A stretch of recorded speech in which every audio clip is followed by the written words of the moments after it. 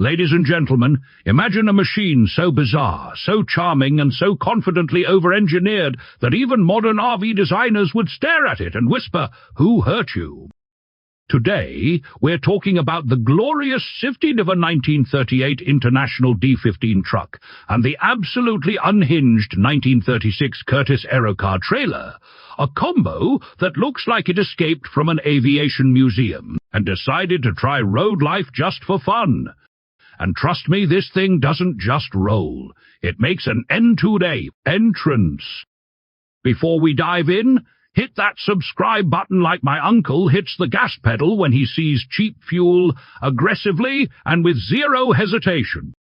Because here we don't just talk about vehicles, we tell stories that smell like gasoline, history, and questionable life choices.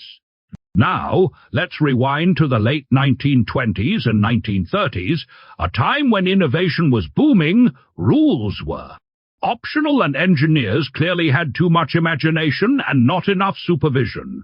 The Curtiss Aerocar was the brainchild of aviation pioneer Glenn Curtiss, a man who looked at airplanes and thought, "Nice! But what if it had curtains and a sink?" Around 1927, he conceptualized a trailer that borrowed heavily from aircraft construction techniques. The world at that time was crawling out of the Great Depression, so building a luxury trailer that cost around $5,000 back then, which today translates to a small fortune, was either incredibly bold or mildly insane.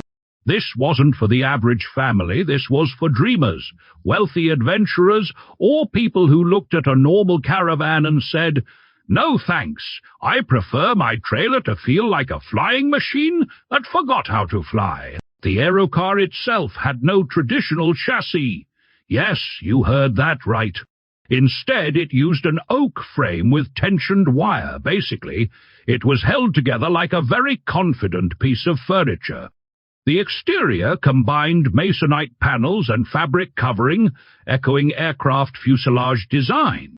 Originally, this futuristic trailer was pulled by a 1936 Plymouth coupe, which sounds cute until you realize it struggled, like Timmy trying to assemble IKEA furniture after 3 beers and 2 divorces. Eventually, the solution came in the form of a heavily modified 1938 International D15 truck, shortened, custom-bodied, and built like it had something to prove. This truck wasn't just a tow vehicle, it was part of the show. Designed with steel panels over a hardwood frame, it featured a 4-speed transmission and a 2-speed rear axle, delivering 93 horsepower at 3,400 revolutions per minute and a solid 181 feet, lbs of torque at just 1,000 revolutions per minute. In simple terms, not fast, but stubborn, like Bob arguing that Wi-Fi signals are controlled by aliens. Inside, the truck was surprisingly luxurious for its time.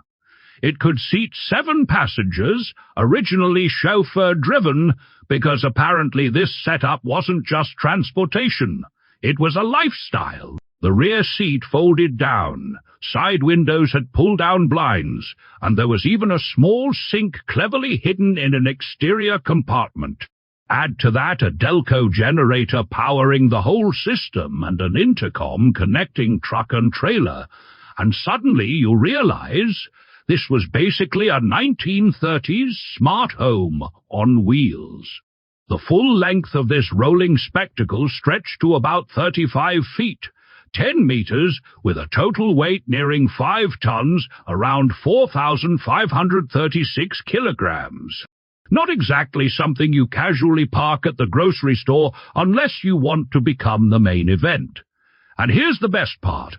This wasn't just some museum piece gathering dust. This exact restored unit has been seen driving on public roads, covering over 100 miles like it's no big deal. When I first saw something like this in person, I had the same reaction as Timmy seeing a tool he doesn't understand. Confusion, admiration, and a strong urge to pretend I knew what was happening.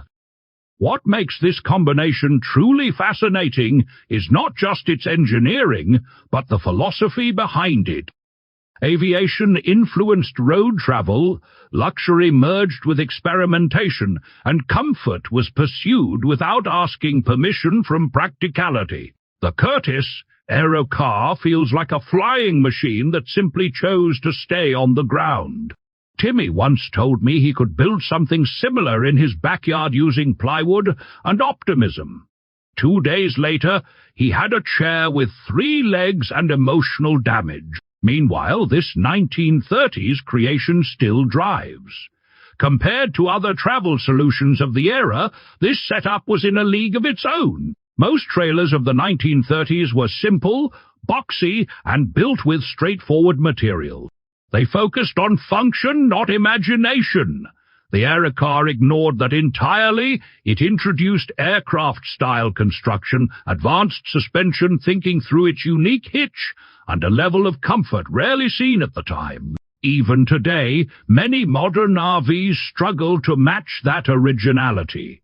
Bob, of course, insists modern campers are deliberately boring to hide alien technology, but Bob also thinks his toaster is listening to him, so we take that with caution. The overall experience of this machine is something modern vehicles rarely deliver. Presence when it moves. People don't just look, they react. It doesn't blend into traffic, it becomes the reason traffic slows down. And despite its age, it still performs its function remarkably well, proving that innovation, when done right, doesn't expire. Before we talk about value, it's only fair to give this machine the respect it deserves. The 1938 International D15 paired with the 1936 Curtiss Aerocar isn't just a vehicle. It's a bold idea that refused to stay on paper. It represents a time when creativity had fewer limits and engineers were allowed to dream out loud. Now, about the money. Originally, the Aerocar alone cost around $5,000 in the 1930s, which today translates to well over $100,000, depending on the calculation method. In today's collector market, examples like this are extremely rare, especially fully restored and operational units, while exact auction records are scarce due to their uniqueness. Similar historically significant custom trailers and paired vehicles can command prices ranging from $150,000 to well above $300,000 depending on condition, provenance, and documentation. And honestly, for something this unique, the final price often depends on how badly two collectors want to outbid each other.